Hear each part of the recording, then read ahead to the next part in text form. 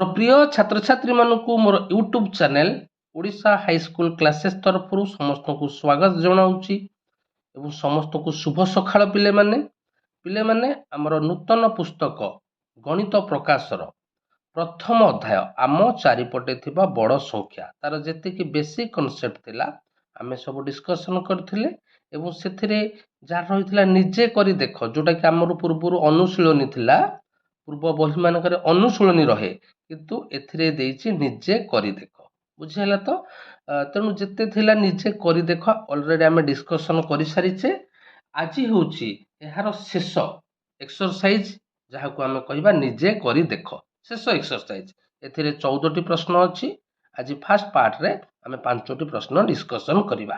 ତେବେ ଡେରି କରିବାନି, ଆସ ଆଜିର ଭିଡ଼ିଓଟି ଷ୍ଟାର୍ଟ କରିବା। ଭିଡ଼ିଓଟି ଷ୍ଟାର୍ଟ କରିବା ପୂର୍ବରୁ ସମସ୍ତଙ୍କୁ ଅନୁରୋଧ ରଖିବି, ଯେଉଁମାନେ ମୋ ଚ୍ୟାନେଲରେ ନୂଆ ମାତ୍ର ଏପର୍ଯ୍ୟନ୍ତ ମୋ ଚ୍ୟାନେଲକୁ ସବସ୍କ୍ରାଇବ୍ କରିନାହଁ, ଚ୍ୟାନେଲକୁ ସବସ୍କ୍ରାଇବ୍ କରିଦିଅ, ଭିଡ଼ିଓକୁ ଲାଇକ୍ କରିଦିଅ, ଭିଡ଼ିଓକୁ ବହୁମାତ୍ରାରେ ତୁମ ସାଙ୍ଗମାନଙ୍କ ସହିତ ସେୟାର କରିଦିଅ।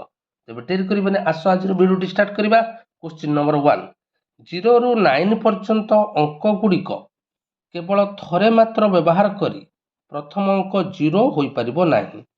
ଗୋଟିଏ 10 ଅଙ୍କ ବିଶିଷ୍ଟ ସଂଖ୍ୟା ଗଠନ କର। ତେବେ 0ରୁ 9 କେତୋଟି ଅଙ୍କ ପିଲେ? ନା 10ଟି। ତେବେ 0ରୁ 9 ଆମେ ଅଙ୍କ ଗୁଡ଼ିକୁ ନେଇକି ଗୋଟେ 10 ଅଙ୍କ ବିଶିଷ୍ଟ ସଂଖ୍ୟା ଗଠନ କରିବା। ତେବେ ପୁନର୍ବାର ଏହାର ସୂଚନା ଦେଇଛି କ'ଣ? ନା ପ୍ରଥମ ସଂଖ୍ୟାଟି ଆମେ ଗଠନ କରିବା ଯେଉଁ ସଂଖ୍ୟାଟି ହେବ 5ର ବୃହତ୍ତମ ଗୁଣିତକ। ବୁଝିହେଲା? ତେବେ ଏଠି 5ର ବୃହତ୍ତମ ଗୁଣିତକ ଦେଇଛି। ଆମେ ଜାଣିଛେ ପିଲେ 5ର ଗୁଣିତକ କିଏ? ନା 5, 10, 15, 20, 25, ଅର୍ଥାତ୍ ଯେଉଁ ସଂଖ୍ୟା 5 ଦ୍ୱାରା ବିଭାଜ୍ୟ ସେହି ସଂଖ୍ୟାଟି 5ର ଗୁଣିତକ। ତେବେ ଆମକୁ ଏକ 10 ଅଙ୍କ ବିଶିଷ୍ଟ ସଂଖ୍ୟା ଗଠନ କରିବା ଏବଂ ବୃହତ୍ତମ ହୋଇଥିବ ଏବଂ ତାହା ମଧ୍ୟ 5ର ଗୁଣିତକ ହୋଇଥିବ। ବୁଝିହେଲା ତ? ତେବେ 0ରୁ 9 ପର୍ଯ୍ୟନ୍ତ ଯେଉଁ 10ଟି ଅଙ୍କ ରହିଛି, ଆମେ ଯେତେବେଳେ ସେଇ ବୃହତ୍ତମ ସଂଖ୍ୟା ଗଠନ କରିବା ସବୁବେଳେ ଆମେ ମନେ ରଖିବା ପିଲେ ଅଙ୍କଟିକୁ ବାମ ପଟେ ରଖିବା। ବୁଝିହେଲା ତ?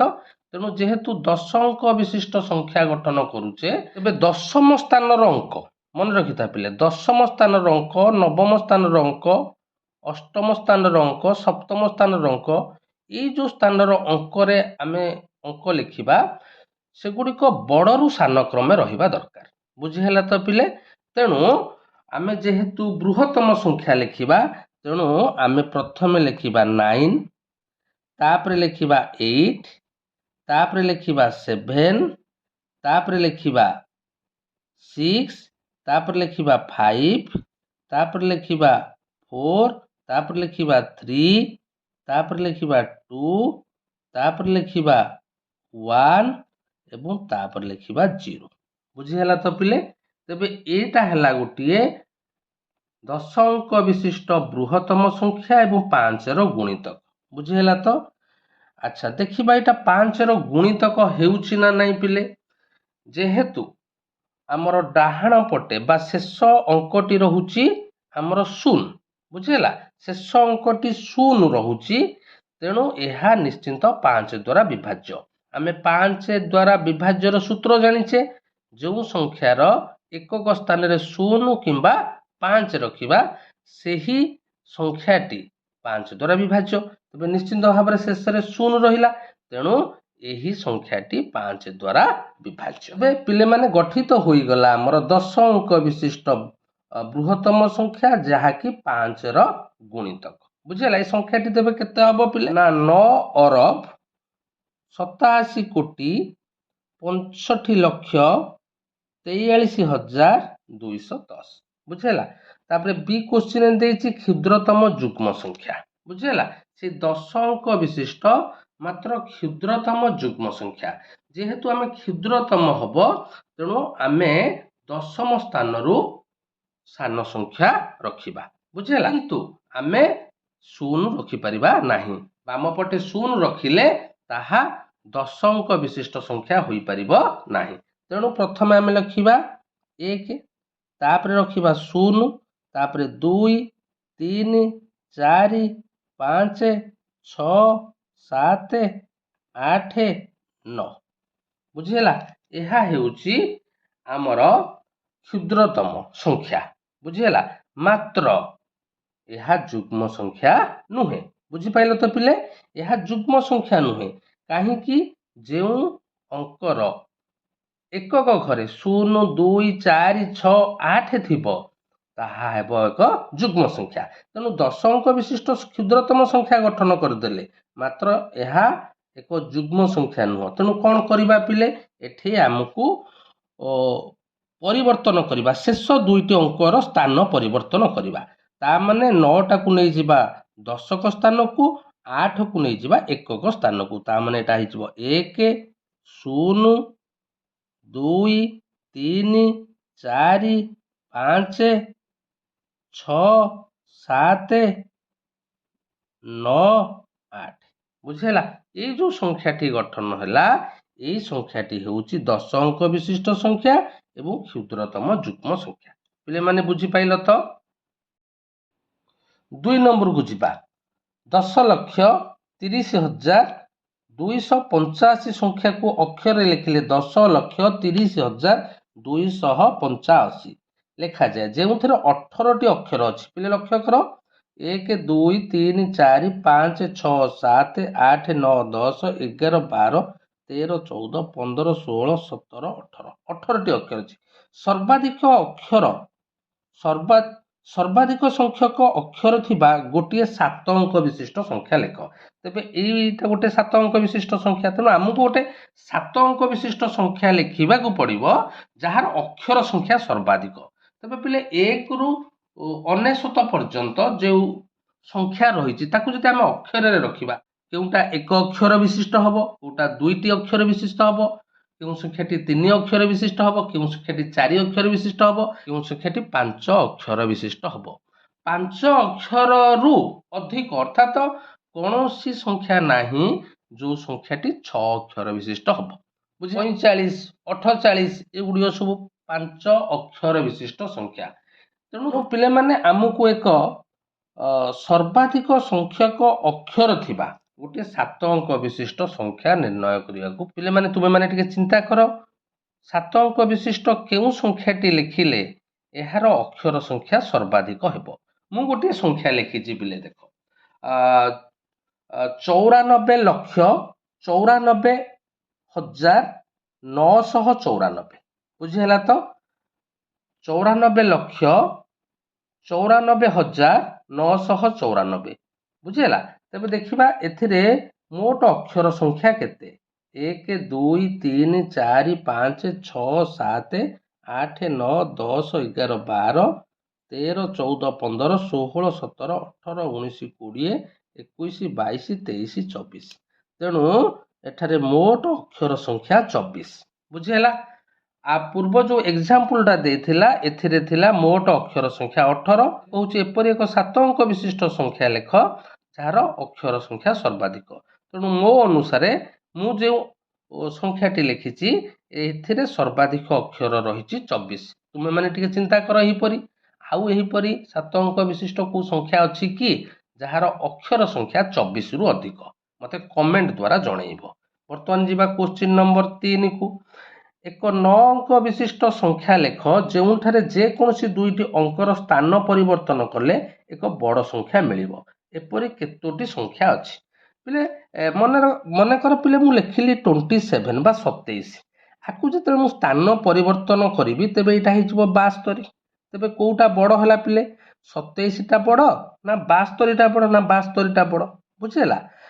ଏଥିରେ କ'ଣ ନା ଏଥିରେ ଏକକ ସ୍ଥାନରେ ଥିବା ଅଙ୍କଟି ବଡ଼, ଦଶକ ସ୍ଥାନର ଅଙ୍କଟି ସାନ। କିନ୍ତୁ ମନେକର ମୁଁ ଲେଖିବି 51 ବୁଝିହେଲା। ଆକୁ ଯଦି ଆମେ ଚେଞ୍ଜ କରିବା, এই ଦୁଇଟି ସ୍ଥାନ ପରିବର୍ତ୍ତନ କରିବା, ତେବେ ଏଇଟା ହେଇଯିବ 15। ତେବେ ଏଠାରେ 51 ବଡ଼ ନା 15 ବଡ଼? 51 ବଡ଼ ବୁଝିହେଲା, କାରଣ ଏଠି 5ଟା ବଡ଼। ତେଣୁ ଏଥିରୁ ଆମେ ଜାଣିଲେ ପିଲେ ଏକ 2 ଅଙ୍କ ବିଶିଷ୍ଟ ସଂଖ୍ୟାରେ ଆମେ ତୁଳନା କଲେ ଗୋଟେ 2 ଅଙ୍କ ବିଶିଷ୍ଟ ସଂଖ୍ୟାରୁ ପ୍ରଥମେ ଲେଖିଲେ ଯେ ଏକକ ସ୍ଥାନର ଅଙ୍କଟି ସାନ, ଦଶକ ସ୍ଥାନର ଅଙ୍କଟି ବଡ଼। କିନ୍ତୁ ଯେତେବେଳେ ଆମେ ଇଣ୍ଟରଚେଞ୍ଜ କରିଦେଲେ ତେବେ ଯେଉଁ ନୂତନ ସଂଖ୍ୟାଟି ହେଲା ତାହା ପ୍ରଥମ ସଂଖ୍ୟା ଠାରୁ କ'ଣ ହେଲା ବଡ଼ ହେଲା। ପରବର୍ତ୍ତୀଟା ଦେଖିଲେ ଆମର ଏକକ ସ୍ଥାନର ଅଙ୍କଟି ସାନ, ଦଶକ ସ୍ଥାନର ଅଙ୍କଟି ବଡ଼, ତାକୁ ଯେତେବେଳେ ଇଣ୍ଟରଚେଞ୍ଜ କଲେ ତେବେ ଆମେ ଦେଖିଲେ ପ୍ରଥମ ସଂଖ୍ୟା ଠାରୁ ତାହା ସାନ ହେଲା। ବୁଝିହେଲା। ଏଥିରୁ ଆମେ ଜାଣିଲେ ଯେ ଯେଉଁ ସଂଖ୍ୟାଟି ଯଦି ବଡ଼ ହେଇଥିବ ତାକୁ ନେଇକି ଯଦି ଆମେ ଇଣ୍ଟରଚେଞ୍ଜ କରିବା ସେଇ ସଂଖ୍ୟାଟି ନିଶ୍ଚିନ୍ତ ବଡ଼ ହେବ। ବୁଝିହେଲା। ତେଣୁ ଏଠାରେ ଦେଇଛି ଏକ 9 ଅଙ୍କ ବିଶିଷ୍ଟ ସଂଖ୍ୟା ଲେଖ, ଯେଉଁଠାରେ ଯେକୌଣସି ଦୁଇଟି ଅଙ୍କର ସ୍ଥାନ ପରିବର୍ତ୍ତନ କଲେ ଏକ ବଡ଼ ସଂଖ୍ୟା ମିଳିବ। ବୁଝିହେଲା। ତେଣୁକରି ଆମେ ଏକ 9 ଅଙ୍କ ବିଶିଷ୍ଟ ସଂଖ୍ୟା ଯଦି ଲେଖିବା 1 2 3 4 5 6 7 8 9, ବୁଝିହେଲା। ଏଇ ସଂଖ୍ୟାକୁ ଲକ୍ଷ୍ୟ କର। ମୁଁ ଭାବୁଛି ଏଇ ସଂଖ୍ୟାଟି ହେବ ଏକ 9 ଅଙ୍କ ବିଶିଷ୍ଟ ସଂଖ୍ୟା। ଏଥିରୁ ଯେକୌଣସି ଦୁଇଟି ଅଙ୍କର ସ୍ଥାନ ପରିବର୍ତ୍ତନ କଲେ ଆମେ ବଡ଼ ସଂଖ୍ୟା ପାଇବା। ଫର ଏକ୍ସାମ୍ପଲ ପିଲେ ସଂଖ୍ୟାଟି ଏତିକି ରହିଛି, ମନେକର ଏଠି ଆମେ 8 9ର ସ୍ଥାନ ପରିବର୍ତ୍ତନ କରିବା, ତେବେ 9 ଆସିବ ହରି ଦଶକ ସ୍ଥାନକୁ, 8 ଯିବ ହରି ଏକକ ସ୍ଥାନକୁ। ନିଶ୍ଚିତ ଭାବରେ ଯେଉଁ ସଂଖ୍ୟାଟି ହେବ ତାହା ମୂଳ ସଂଖ୍ୟା ଠାରୁ ବଡ଼ ହେବ। ବୁଝିହେଲା। ମନେକର 6 ଏବଂ 4ର ସ୍ଥାନ ପରିବର୍ତ୍ତନ କରିବା। ବୁଝିହେଲା। 4 ସ୍ଥାନକୁ 6 ଆସିବ, 6 ସ୍ଥାନକୁ 4 ଆସିବ। ନିଶ୍ଚିତ ଭାବରେ ଯେଉଁ ସଂଖ୍ୟାଟି ହେବ ତାହା ପ୍ରଥମ ସଂଖ୍ୟା ଠାରୁ ବଡ଼ ହେବ। ବୁଝିପାରିଲ ତ? ତେଣୁ ଯେଉଁ ସଂଖ୍ୟାଟି ଲେଖାଯାଇଛି ଏହାର ଯେକୌଣସି ଦୁଇଟି ଅଙ୍କର ସ୍ଥାନ ପରିବର୍ତ୍ତନ କର, ନିଶ୍ଚିତ ମୂଳ ସଂଖ୍ୟା ଠାରୁ ତାହା ବଡ଼ ହେବ। ବୁଝିହେଲା। ତେବେ এই ସଂଖ୍ୟାଟି ସେ କହିଛି ଏକ ବଡ଼ ସଂଖ୍ୟା ମିଳିବ। ତେଣୁ ନିଶ୍ଚିତ ଭାବରେ କେତୋଟି ସଂଖ୍ୟା, ଏହିପରି କେତୋଟି ସଂଖ୍ୟା ଅଛି, ମୋ ମତରେ ପିଲେ ଏହିପରି ଗୋଟିଏ ସଂଖ୍ୟା ଆମେ ପାଇବା। ବୁଝିହେଲା ତ? এই ସଂଖ୍ୟାଟିକୁ ଆମେ ପଢ଼ିବା କିପରି? 1 10 100 1000 ଅୟୁତ ଲକ୍ଷ ନିୟୁତ କୋଟି। এই ସଂଖ୍ୟାଟି କେତେ ହେଲା ନା 12,34,56,789। ବୁଝିହେଲା ତ? ତେଣୁ ଏହା ଏକ 9 ଅଙ୍କ ବିଶିଷ୍ଟ ସଂଖ୍ୟା। ଏହାର ଯେକୌଣସି ଦୁଇଟି ଅଙ୍କର ସ୍ଥାନ ପରିବର୍ତ୍ତନ କଲେ ଏହା ମୂଳ ସଂଖ୍ୟା ଠାରୁ ବଡ଼ ହେବ। ପିଲେ ବୁଝିପାରିଲ ତ? ପ୍ରଶ୍ନ ଗୁଡ଼ା ଟିକେ କ୍ରିଟିକାଲ ରହିଛି। ବୁଝିହେଲା। ଆକୁ ଟିକେ ଭଲ ଭାବରେ ବୁଝିବାକୁ ଚେଷ୍ଟା କର। ନେକ୍ସଟ କ୍ୱେଶ୍ଚିନକୁ ଯିବା। क्वेश्चन नंबर 4 गोटे संख्या लिखिछि 20 अंक विशिष्ट संख्या। संख्याटी 10टी अंक काटी दियो जहा द्वारा अवशिष्ट संख्याटी यथासंभव बड़ संख्या हेबो। तबे एथुरु हमकु 10टी अंक काटिबाकू पड़िबो एवं ताहा बृहत्तम संख्या हेबो। तबे आमे जानिछे जे संख्यार बाम पटे बड़ अंक रहिले ताहा बृहत्तम संख्या हेबो। तेणु आमे एठी काटिबा केतोटी अंक को काटिबा 10टी अंक। तेणु प्रथमरु 1 2 3 4 काटिदेली। बुझेला। प्रथमरु 1 2 3 4 काटिदेली। वर्तमान आमे 5 रखिबा, बाम पट संख्याटा को 5 रखिबा, कारण ए जो अंक गुड़िक देइछि एथुरु सबुठारु बड़ अंक होछि 5। बुझेला तो पिले? तापर देखिबा, तापर देइछि 1 2 3 4, आकु मध्य काटि दबा। बुझेला। 5 पर आ गोटे संख्या लिखिबा 5 हैला। बुझेला। दुईटी अंक पाइले एवं केतोटी अंक काटिले 1 2 3 4 5 6 7 8। ऑलरेडी 8टी अंक काटिदेले, आ दुईटी अंक काटिया पड़ो। तेणु 9 10 1 2 को काटिदेले। तेज संख्याटी जो है यह हेब 10 अंक विशिष्ट सबुठारु बड़ संख्या। तेज संख्याटी को लिखिदबा 5 5 3 4 5 1 2 3 4 5। बुझेला। ये हेला सबुठारु बड़ संख्या 10टी अंक काटिला परे। तेबे संख्याटी केते हेला देखिबा 1 10 100 1000 अयुत लक्ष नियुत कोटी एवं एटा हबो अरब। बुझेला। तेणु 5 अरब 53 कोटी 45 लक्ष 12,345। बुझेला तो पिले? 10टी अंक काटिला परे जो संख्याटी आमे पाइले एटा ही सबुठारु बृहत्तम संख्या। क्वेश्चन नंबर 5 0 और 1 उभय शब्द रे ई ओ अक्षर अछि ना नहीं पिले? कॉमन ई रही ओ रही। 1 2 रे मध्य कॉमन कौन जाउछि पिले? ना एठारे ओ जाउछि कॉमन। 2 एंड 3 रे किए जाउछि ना एथिरे मध्य टी कॉमन जाउछि। तेणु कौन सी इंग्राजी अक्षर समान न थाई दुईटी क्रमिक संख्या निर्णय करने तुमको केते पर्यंत गणिबा को पड़िबो। ବୁଝିଲା। ତେଣୁ ପିଲାମାନେ ଆମେ ଦେଖିଲେ 0 1 ଭିତରେ କମନ୍ ଯାଉଛି, 1 2 ମଧ୍ୟରେ ମଧ୍ୟ କମନ୍ ଯାଉଛି, 3 4 ମଧ୍ୟରେ କମନ୍ ଯାଉଛି, 4 5 ମଧ୍ୟରେ ମଧ୍ୟ କମନ୍ ଅଛି। କ'ଣ କମନ୍ ଅଛି ନା F। 5 6 ମଧ୍ୟରେ I କମନ୍ ଅଛି, 6 7 ମଧ୍ୟରେ ପିଲେ ଦେଖ S କମନ୍ ଅଛି, 8 9 ମଧ୍ୟରେ ଆମର କ'ଣ କମନ୍ ରହୁଛି ଦେଖ I କମନ୍ ରହୁଛି, 9 10 ମଧ୍ୟରେ ଆମର E କମନ୍ ରହୁଛି, 11 12 ମଧ୍ୟରେ ଆମର E କମନ୍ ରହୁଛି, L କମନ୍ ରହୁଛି। ବୁଝିହେଲା।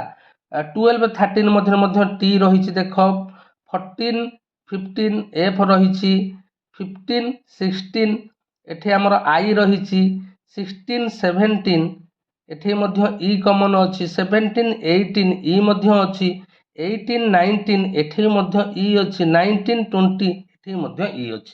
ତେବେ ଆମେ ଦେଖିଲେ 1 ରୁ 20 କ୍ରମିକ ସଂଖ୍ୟା ଯେତେ ତୁଳନା କଲେ ସବୁଥିରେ କିଛି ନା କିଛି ଲେଟର କମନ୍ ରହିଛି। ତାପରେ ଯେତେବେଳେ ଯିବା 21 22 ଏଥିରେ ମଧ୍ୟ T କମନ୍ ରହିବ। ତେଣୁ 20 ରୁ 30 ପର୍ଯ୍ୟନ୍ତ ବା 29 ପର୍ଯ୍ୟନ୍ତ ନିଶ୍ଚିନ୍ତ କମନ୍ ରହିବ। ସେପରି 30 ରୁ 40 ପର୍ଯ୍ୟନ୍ତ T ନିଶ୍ଚିନ୍ତ କମନ୍ ରହିବ। ବୁଝିହେଲା। 31 32 ତେଣୁ T ନିଶ୍ଚିନ୍ତ କମନ୍ ରହିବ। ତେଣୁ ତମେ ଏହିପରି ଦେଖିଲେ ପିଲେ 1 ରୁ 100 ପର୍ଯ୍ୟନ୍ତ ଦେଖ କି 1 ରୁ 1000 ପର୍ଯ୍ୟନ୍ତ ଦେଖ, ସବୁଥିରେ ଦେଖିବ ଆମର କ୍ରମିକ ସଂଖ୍ୟା। ବୁଝିହେଲା। କ୍ରମିକ ସଂଖ୍ୟା ଦୁଇଟିର ଇଂରାଜୀ ନାମ ନିଶ୍ଚିନ୍ତ ଭାବେ ଆମେ ସେଥିରୁ କମନ୍ ଲେଟର ପାଇବା। ତେଣୁ ଏମିତି କୌଣସି କ୍ରମିକ ସଂଖ୍ୟା ନାହିଁ ଯୋଉଥିରେ କମନ୍ ଲେଟର ନାହିଁ। ବୁଝିହେଲା। ତେଣୁ ଏଠି ଯୋଉ ପ୍ରଶ୍ନ ପଚାରିଛି କୌଣସି ଇଂରାଜୀ ଅକ୍ଷର ସମାନ ନଥାଇ ଦୁଇଟି କ୍ରମିକ ସଂଖ୍ୟା ନିର୍ଣ୍ଣୟ କରିବା ପାଇଁ ତୁମକୁ କେତେ ପର୍ଯ୍ୟନ୍ତ ଗଣିବାକୁ ପଡ଼ିବ? ଆମକୁ 1 ମିଲିୟନ ପର୍ଯ୍ୟନ୍ତ ଗଣିଲେ ମଧ୍ୟ, 1 ବିଲିୟନ ପର୍ଯ୍ୟନ୍ତ ଗଣିଲେ ମଧ୍ୟ ଆମେ କମନ୍ ନଥାଇ ସଂଖ୍ୟା ପାଇବା ନାହିଁ। ତେଣୁ ଏହାର ଉତ୍ତର ହେବ ପିଲେ ଏହା ଅସମ୍ଭବ। କମନ୍ ନଥାଇବା, କୌଣସି ଅକ୍ଷର କମନ୍ ନଥିବା ବା ସମାନ ନଥାଇ ଦୁଇଟି କ୍ରମିକ ସଂଖ୍ୟା ନିର୍ଣ୍ଣୟ କରିବା ଅସମ୍ଭବ। ସମସ୍ତଙ୍କୁ ଅନେକ ଅନେକ ଧନ୍ୟବାଦ।